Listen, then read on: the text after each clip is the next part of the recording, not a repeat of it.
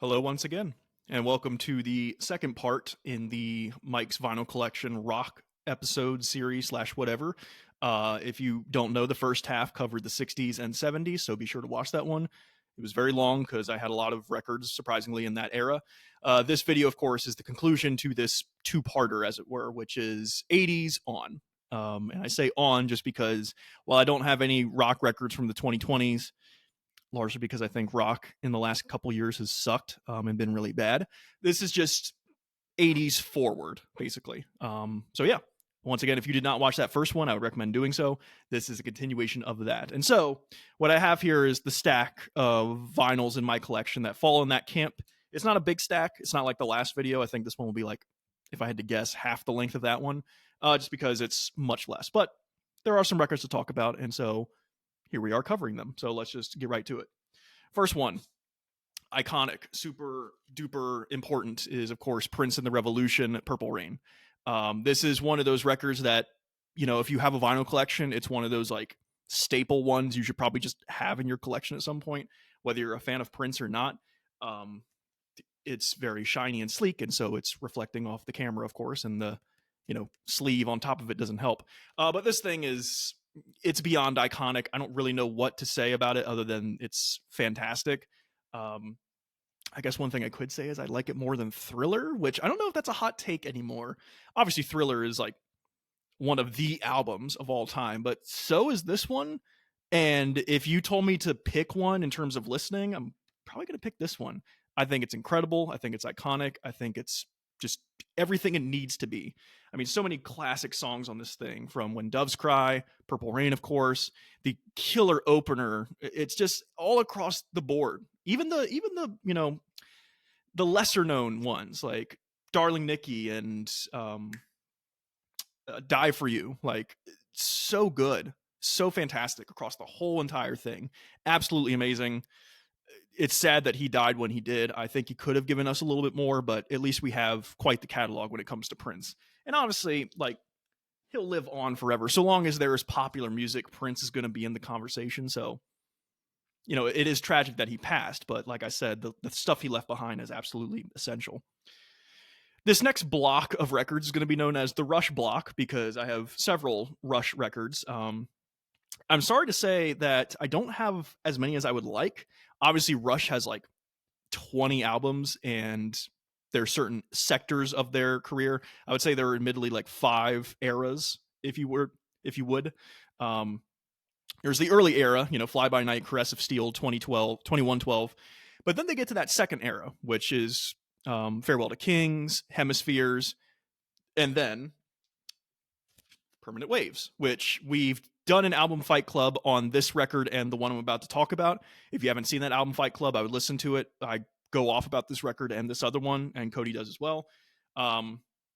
There are times where this is my favorite Rush record. It's hard to say because there's so many Rush records I like. But it's fantastic. It's great. It's essential stuff. Spirit of Radio is on here. Free Will. So many good songs. Natural Science, which is not nearly talked about enough. I think that song is absolutely underrated when it comes to the Rush catalog. It's amazing. It's fantastic. And it also is followed up by arguably their most popular record, which is also amazing and fantastic. Of course, that is Moving Pictures. Tom Sawyer, YYZ, Red Barchetta, Limelight. These are songs on this record, and I just say those names and you automatically know, oh yeah, that's that amazing record that Rush did. I understand why this one is usually seen as their most popular, and some people say their best. I totally get it. There are days where this is my favorite Rush record, so it's hard to say. I think, admittedly, Rush is my favorite band. I said that on the Album Fight Club episode. I think they have the best composition of musicians in any band, and there was literally just 3 of them. The day Neil Peart died, I was very upset because he was my drum idol. And so when you have my favorite drummer, my favorite bass player, an absolute killer guitar player in Alex Lifeson, and Geddy's vocals, yes, you can joke about them all you want, but I think they really fit the bill for what Rush is doing. It's hard to really say that they're not good. So that ended their second era. They go into the third era, which is a lot of synthwave stuff. And funnily enough, I pretty much have all their third era studio albums on vinyl. I'm not sure why, but I mean, it's good stuff. I'm not complaining. I have the picture disc version of Signals, which is kind of hard to see. Might take this one out of its sleeve. Uh, I don't know. I couldn't really find for a reasonable price this on like regular vinyl, but the picture disc was something that I could get pretty accessibly and for a good price, and so I snatched it up. I think Signals is pretty amazing. Again, here's your picture disc. Of course, the iconic Dalmatian peeing on the fire hydrant, and then for whatever reason, the fire hydrant's like much bigger than Dalmatian.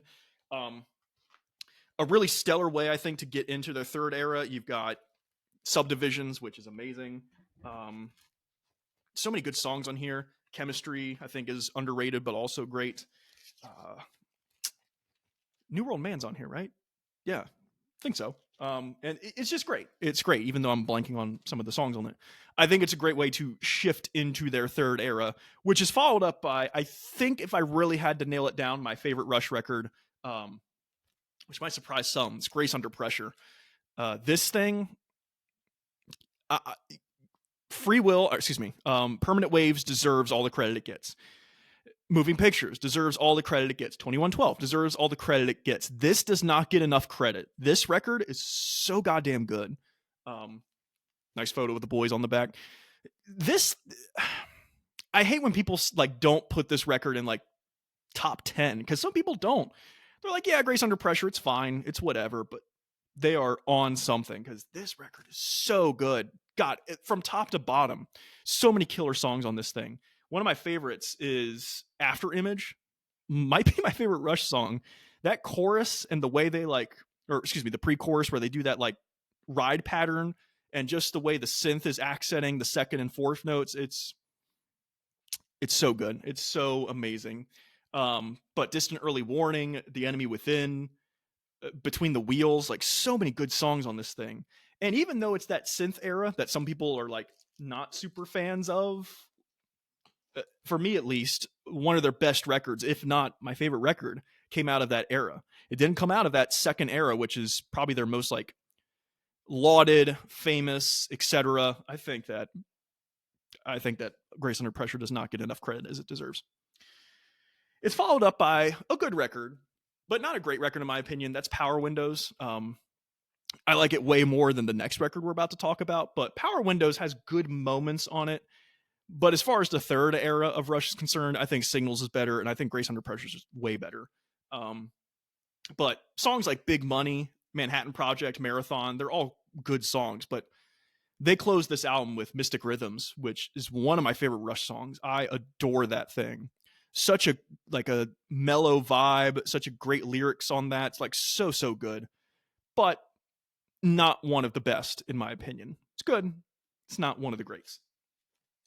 And as far as not being one of the greats, I kind of have this record because a friend gifted it to me, and I'm very grateful for that, because I would like to own every Rush record, but Hold Your Fire is not high on my Rush rankings. In fact, it's kind of near the bottom. I don't know where exactly in the bottom. I think there's worse stuff from their fourth era that I'm just not a huge fan of, but this one, it's got Time Stand Still, which is like the big hit on this one, and it's a good song.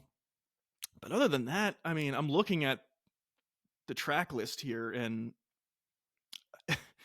nothing other than Time Stand Still is, really reaching out to me. So, excuse me. I don't think this record is trash per se, but it's not one I revisit often. I'd revisit any of the four I just mentioned before I come back to this thing. So it's good at times. Moreover, I'd say it's just mediocre, but the whole Rush catalog is pretty great from top to bottom. So to say they have like one or two mediocre albums, you're bound to have that when you have 20 albums. But that's the Rush records I have. Obviously, I would love Fly By Night, 2112, Snakes and Arrows, Clockwork Angels. I would love to have all those records. I've only got so much money and so much time and so much perusal of buying records, so maybe one day. But for now, that's what I have in the Rush camp. So we're going to move on from there. We just did an episode on this record, which is Pearl Jam's 10. If you listen to that episode, you know my feelings about 10, which is in comparison to Nevermind. I think 10's the better record. It just is, top to bottom. And top to bottom, I mean, this thing has not a bad track on it.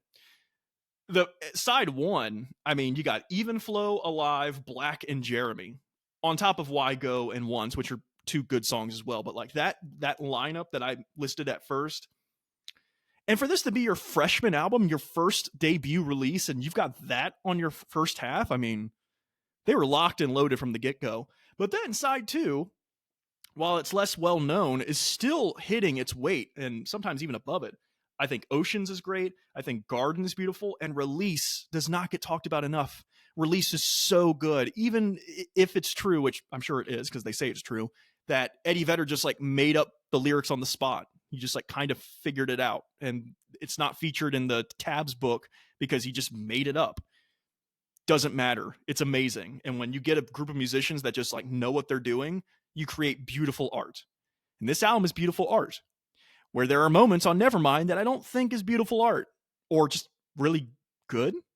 Sorry to say. And if you want to lambaste me, you can do it here. I would recommend going to the Album Fight Club episode where I talk more extensively about why I'm not a huge fan of Nevermind.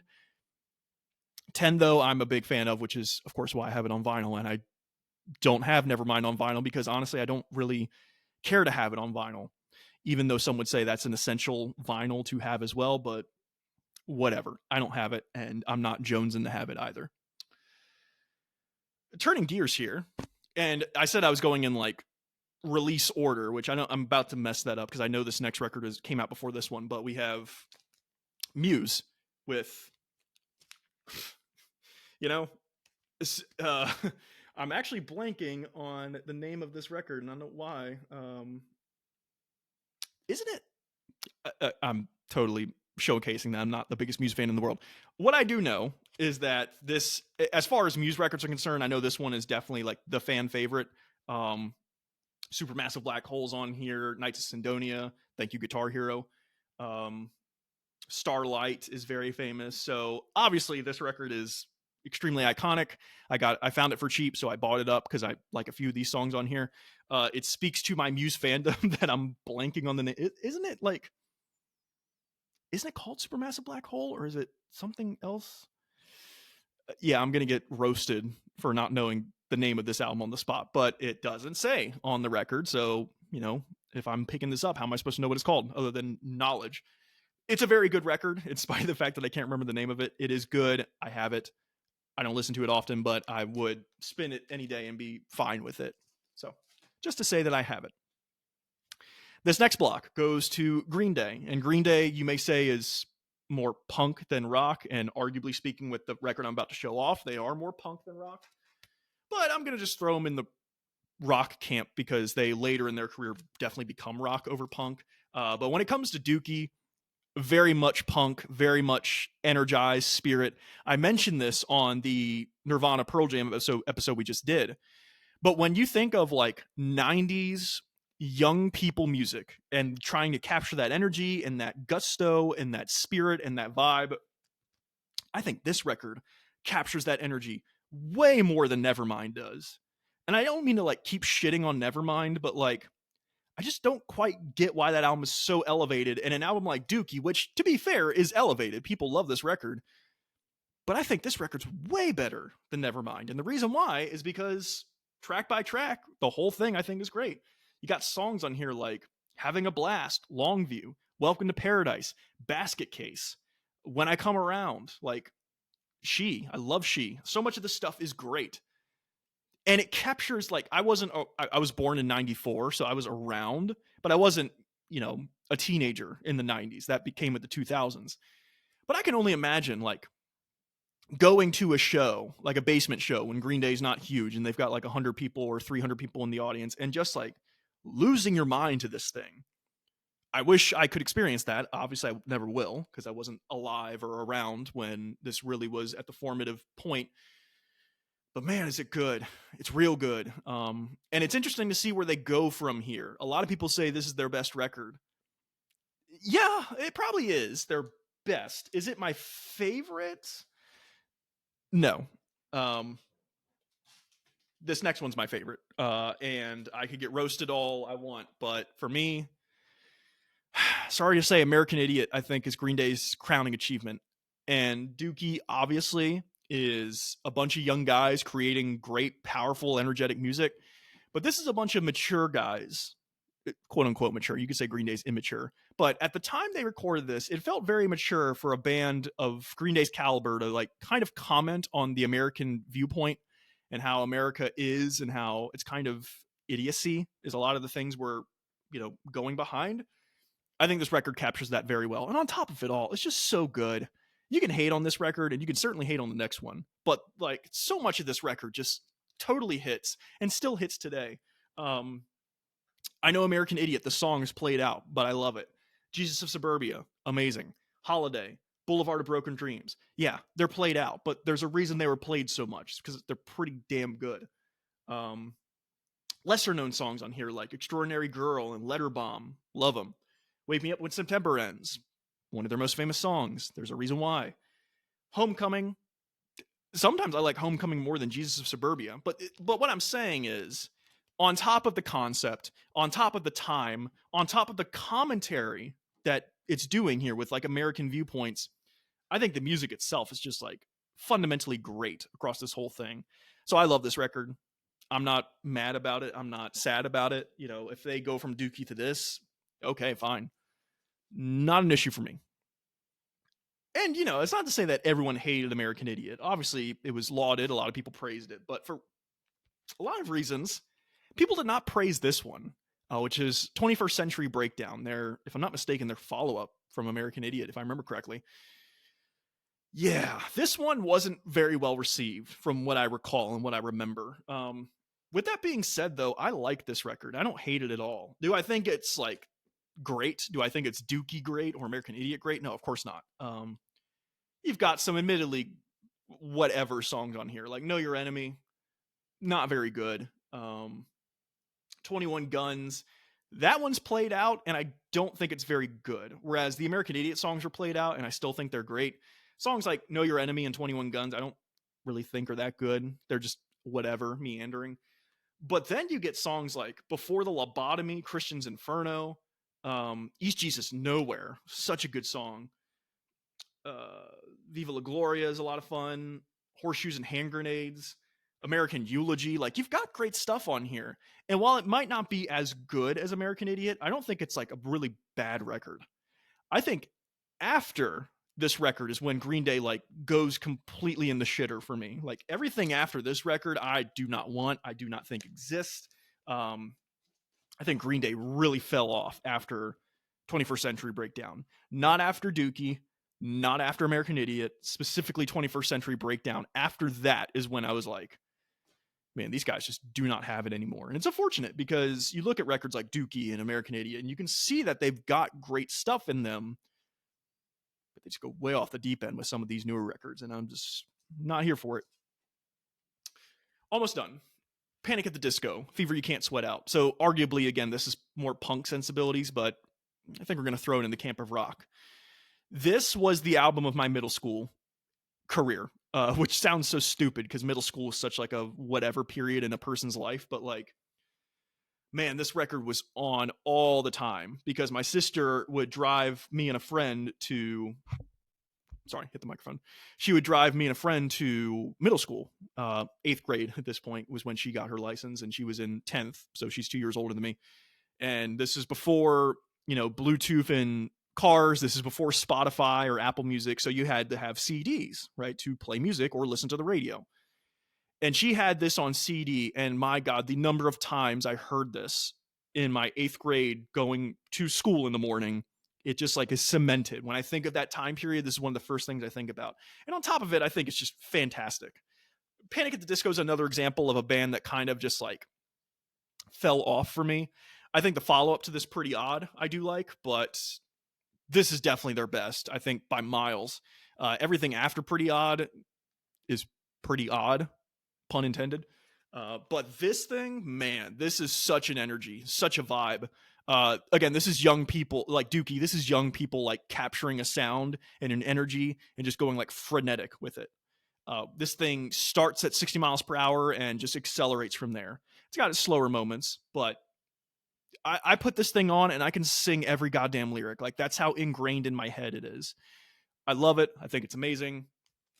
I'm glad to have it. My fiance actually owns a lot of the Panic at the Disco records on vinyl. But I'm not a huge fan. We don't have Pretty Odd, but all the ones she has, I'm just like, it's not really my thing. Last one, and truly, in my opinion, one of the last great rock records, like mainstream rock records, would be, you can't quite see it, Alabama Shake's Sound and Color. This thing was such a good moment in rock music during the 2010s, because a lot of the 2010s, when it came to rock, just sucked. I'm sorry to say, it was trash. You had good records here and there, including this one for sure. But rock music has just not been the same since arguably the 90s. I mean, the 2000s had some good stuff, as I showed off, but like, man, has it gone downhill. And I'm not including metal, even though metal is an offshoot of rock, or like post rock. I'm talking like mainstream radio rock. It's not really good anymore, I'm sorry to say. But this record, when this record came out, and you had songs like Don't Want to Fight and Give Me All Your Love, fantastic. Love it. What's interesting about this one is that we got this Amazon, Target, something like that, and it's a double vinyl because it's got 3 sides to it. And what's really interesting, it's on clear vinyl, which is kind of cool. But obviously, vinyl side A and B, fine, cool. And so we listened to it the first time, and it's got the major hits on it. But then we go to vinyl number 2 for side C, and we discover that this is not Alabama Shake Sound and Color side C. What this is Pearl Jam's Rearview Mirror, the first vinyl in that collection. It's side A and B of that. And so we mistakenly got a copy of this in our Alabama Shakes, and I swear the Alabama Shakes was sealed, had the packaging on it. So either it was just an error from the vinyl store, or this was like somebody else's before us, but it doesn't seem that way. I mean, it's really good quality. The vinyl was really good quality. It's a gatefold, so I'll show that off. But what was weird is that it just had rear view mirror in it. And we opened that up and we were like, huh, that's interesting. Now, luckily, not to say that side C of this record is bad. It's still good stuff. But, I really came here for Sound and Color, Don't Want to Fight, Dunes, Future People, Give Me All Your Love. All that's on A and B. So I was thankful for that. Thankfully, we got that and not just like side C. Because then I would have been like mad. This, I was just kind of like peeved. I was like, that's really odd. I don't know how that happened.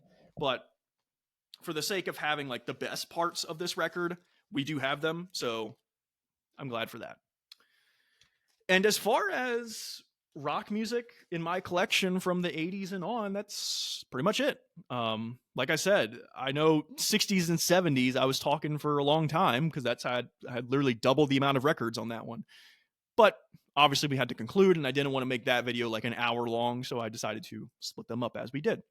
So that's a conclusion to that. I'm almost through my entire collection. I've got one more video, one more thing. It's going to be miscellaneous, so it's going to be all the other records that I don't have enough of, or just fit into like random genres that I don't see as like getting their own video. But that'll be the last one. I'm almost done with this vinyl collection series. I've almost showed off every single record in my collection. So thank you for taking this journey with me. If this is your first time watching, thank you, or listening. And until then, I'll see you on the next one.